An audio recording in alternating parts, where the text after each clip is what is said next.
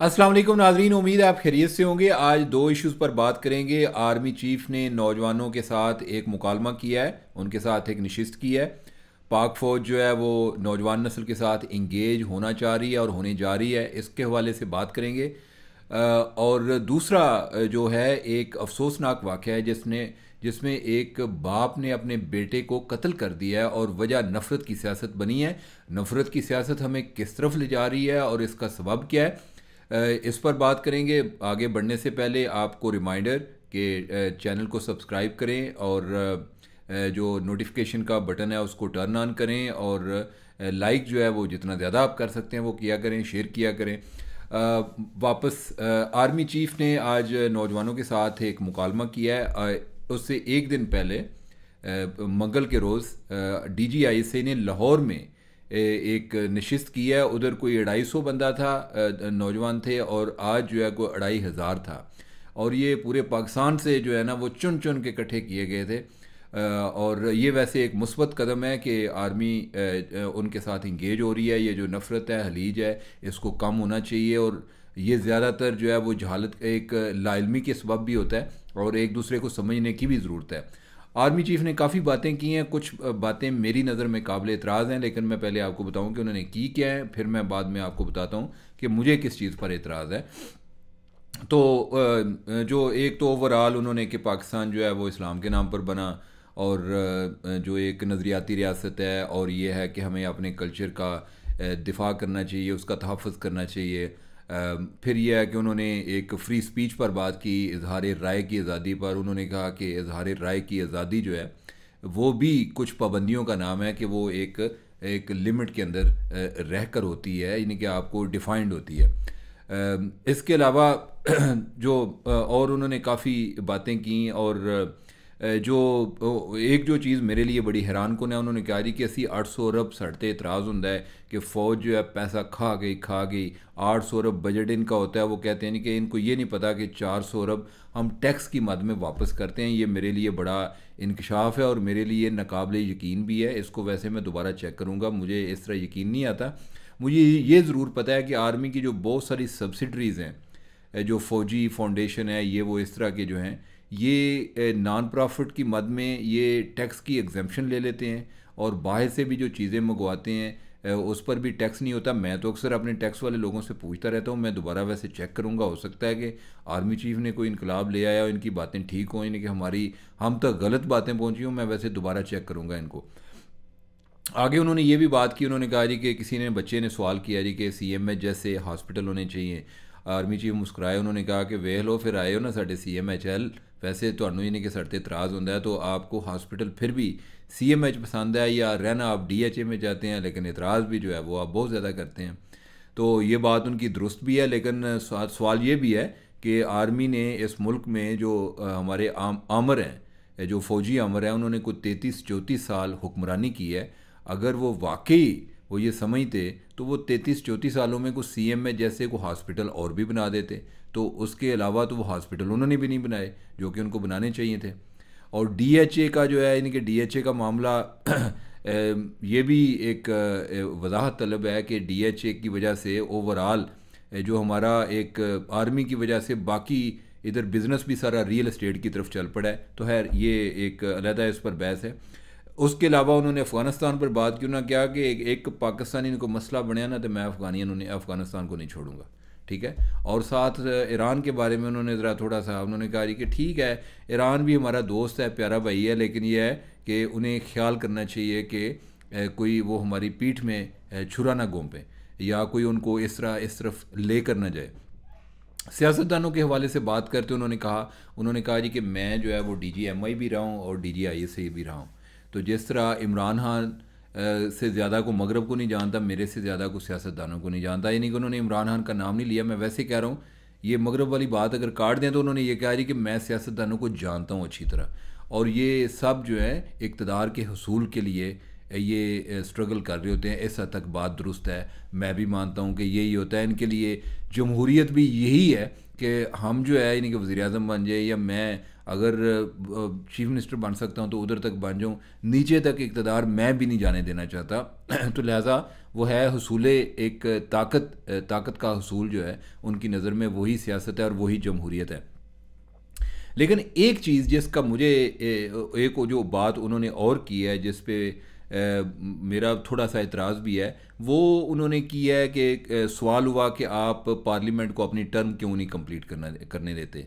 तो उन्होंने कहा जी कि ये जो है अगर कोई बंदा को मुल्क को बेच रहा हो, मुल्क के लिए कोई सौदेबाजी कर रहा हो, तो हम इंतज़ार करेंगे ये 5 साल मुकम्मल करें या उसको फ़ारिग करें।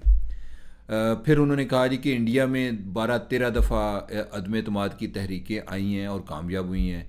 यूके भी की उन्होंने मिसाल दी कि कोई 2-3 दफ़ा हुआ है कि तहरीकें आई हैं, लेकिन इतनी हाल दुआई तो कितली नहीं पई, को रोना पिटना तो काम शुरू नहीं किया लोगों जिस तरह पाकिस्तान में शुरू हो गया है। ये साजिशी जो थ्योरीज आ रही हैं ये वो, अच्छा ये बातें भी ठीक है, लेकिन ये जो एक बात उन्होंने की है ना कि ये कि भाई वो अगर कोई मुल्क के लिए की सौदेबाजी कर रहे हो तो हम 5 साल का इंतज़ार करें, ये बात इंतहाई गलत है। ठीक है, कोई सौदेबाजी नहीं कर रहा होता, और ये असल में ये भी जो है ना एक आपस में एक दूसरे से एक नफ़रत का सबब है। जिस तरह आजकल सिविलियन जो है वो इस्टेब्लिशमेंट या फ़ौज के ख़िलाफ़ लगे रहते हैं, इसी तरह फ़ौज जो है वो भी समझती है कि ये जो है ना ये ब्लडी सिविलियन और ये जो पॉलिटिकल क्लास है ये बिल्कुल फ़ारग है और ये कुछ सौदेबाजी पे उतरे हुए हैं, ये मुल्क के एजेंट हैं, यानी कि मुल्क मुखालिफ एजेंट हैं, और जैसे हमसे ज़्यादा कोई इस मुल्क की हिफाजत करने वाला नहीं है। मेरे ख्याल ये सोच को भी बदलने की ज़रूरत है। ऐसा नहीं है कि कोई अगर इसका सबब और हैं, उनको इस चीज़ को मानना चाहिए, उसमें उनको इस चीज़ का इतराफ़ करना चाहिए था कि फ़ौज की तरफ से भी इस्टेब्लिशमेंट की तरफ से भी काफ़ी प्रॉब्लम रहे हैं। ठीक है, यानी कि वो ये आप कह सकते हैं जी कि दोनों तरफ से मसाइल हैं, सियासी लिहाज से भी मसाइल हैं और दूसरे जो फ़ौजी लिहाज से भी मसाइल हैं। यानी कि ऐसा नहीं होगा कि आप कोई उसके हवाले से कोई बात करें, वो नहीं होना चाहिए, इस तरह उनको नहीं करना चाहिए था। ये मसाइल दोनों तरफ हैं। हम आगे बढ़ते हैं। अगला हमारा जो मौजू है वो है एक पेशावर में होने वाले एक अफसोसनाक वाक़या, जिसमें एक बाप ने अपने कतर से वापस आए हुए बेटे को गोली मार के हलाक कर दिया है। और सबब क्या बना कि वो पीटीआई का था बेटा, बाप जो है वो जो बेटा है वो कोई झंडा लगा रहा था, बाप उसको मना कर रहा था कि यह झंडा नहीं तू लाना, वो जो है उसने लगाया और बाप ने उसको गोली मार दी। ठीक है, बाप जो है वो एएनपी का था। अब ये इंतहाई अफसोसनाक बात है, यानी कि अफसोसनाक ये है कि ये जो नफ़रत की सियासत है ये बड़ी डेंजरस है। और मैं आपको बताऊं कि मैं अक्सर दोस्तों से ज़िक्र करता हूं, एक रेफरेंस देता हूं कि हमने कोई यूट्यूब चैनल शुरू करना था, तो मुझे एक लड़का मिला जो कि डिजिटल स्ट्रेटजिस्ट था, यूट्यूब के हवाले से वो या डिजिटल मीडिया को जानता था। मैंने उससे कहा कि भाईजान असां को शुरू किया तो दसो किमें सौदा विकेगा, किस तरह यानी कि हम अपना सौदा बेचेंगे। तो उसने कहा जी कि सोशल मीडिया पे ना 2 चीज़ें बड़ी सेल होती हैं, हार्ड सेलर हैं। उनमें से एक नफ़रत है और दूसरा खौफ है। मैंने फिर सोचा, मैंने कहा कि सोशल मीडिया के कंज्यूमर तो इंसान है, तो इसका मतलब है कि ये जो 2 जज्बे हैं ना, नफ़रत और खौफ का, ये इंसान के यानी कि वैसे उसकी सृष्टि में है कि वो इनको ज़्यादा बाय करता है और जल्दी बाय करता है, और बेसिकली ये दोनों एक दूसरे से रिलेटेड भी हैं। नफ़रत का सबब भी बाज़ औक़ात हमने हमारे अपने अंदर पैदा किए हुए अनजाने से खौफ होते हैं कि मैंने अगर ये ना किया तो मेरे लिए ये बंदा ये प्रॉब्लम कर देगा, ये फ़लाँ बंदा जो है मुल्क दुश्मन है, तो लिहाजा मेरी उससे नफ़रत करना ज़रूरी है, नहीं तो ये मुल्क को बेच खाएगा। तो और ये नफ़रत का जो जज्बा है, नफ़रत की सियासत में पॉपुलर होना बहुत आसान है, लेकिन मोहब्बत की सियासत में पॉपुलर होना बहुत मुश्किल है। लेकिन जो नफ़रत की सियासत है वो मुल्क को तबाह कर देती है, वो हो सकता है किसी सियासतदान को बना दे। अभी ट्रंप जो अमेरिका में जब से ट्रंप फिनोमेना आया हुआ है, जो साबिक़ सदर था ट्रंप, अभी भी वो एक बड़ा हार्ड फेवरेट कैंडिडेट है, तो वो भी नफ़रत पे खेल रहा है। उसने भी अपने जो मुखालफिन हैं उन सब को डिस्क्रेडिट किया है, यानी कि उसके ख्याल में वो सब बिके हुए हैं, और अपने लोगों को ये बताता है कि जैसे मैं ही रह गया हूँ। और वो नफ़रत इतनी बढ़ गई है, मैं पिछले दिनों पढ़ रहा था कि जो डेमोक्रेट्स हैं और रिपब्लिकन हैं, यानी कि जो 2 पार्टीज़ हैं, उन्होंने लोगों ने आपस में कोई एक दूसरे के साथ शादियां करना छोड़ दी हैं। एक मैं पढ़ रहा था कि कोई एक फैमिली है जिधर घर वाले इकट्ठे बैठ के टीवी नहीं, एक चैनल नहीं देख सकते, उस पर इत्तेफाक नहीं होता कि जो ट्रंप का सपोर्टर है वो फॉक्स न्यूज़ देखना चाह रहा है, जो डेमोक्रेट्स हैं यानी कि वो कोई CNN या MSNBC वो देखना चाह रहे हैं। ठीक है, तो ये नफ़रत है उधर भी बहुत बढ़ती जा रही है, हमारे यहाँ भी बहुत आ गई है। अब ये है ना, ये आप यानी कि मैं आपको नफ़रत भेजना शुरू कर दूँ ना तो आपको बहुत ज़्यादा यानी कि एक ओवरऑल जो है अप्रूवल रेट बड़ा हाई हो जाता है। मैं किसी को करप्ट, किसी को 2-4 गालियाँ दे दूँ तो ये जो है ना ओवरऑल इसकी वजह से पूरी सोसाइटी डिवाइड हो गई है और लोगों को महसूस ही नहीं होता। उनको ये लगता है जी कि शायद ये शौर की लामत है। ये कोई शौर नहीं है भाई, आप जहालत में, यानी कि ये जहालत है। ये जो नफ़रत है जहालत की वजह से है। हम एक दूसरे के बारे में जानते नहीं हैं, हम एक दूसरे को दूर दूर से ही हमने एक दूसरे के बारे में मफरूज़े बनाए हुए हैं और हम एक दूसरे से नफ़रत कर रहे हैं। खुदारा ये नफ़रत की सियासत से निकलें और ऐसे लोगों से भी ख़बरदार हों कि जो ये नफ़रत फैलाते हैं। नफ़रत से मुआशरा ठीक नहीं होगा। तो आज जो एक अच्छी चीज़ हुई, आज मैं एक तस्वीर देख रहा था, एक जो ANP के एक लीडर थे सरदार बाबक, कोई साबक उनके एजुकेशन मिनिस्टर भी रहे हैं।